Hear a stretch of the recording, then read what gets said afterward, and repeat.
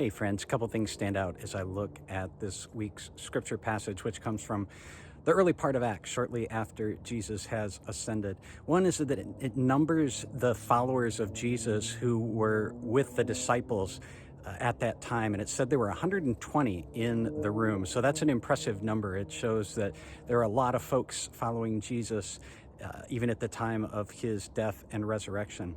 Another is that it gives another story about the end of the life of Judas, which differs a little bit from what you'll find elsewhere in the gospel.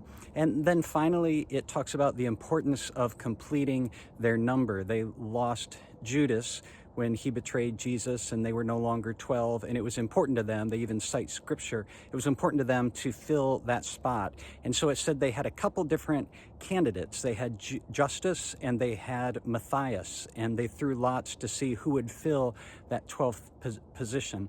And another interesting thing about those two is that it says that they had been with Jesus since he was baptized by his cousin John. So that's another interesting point you can pick up from this. There were other folks besides the 12 who were with Jesus from the beginning of his ministry, according to Luke, who wrote Acts as well as Luke. So those are some things that stand out to me in this week's scripture passage. Interested to hear your thoughts as well. Feel free to leave those in the comments. Thank you.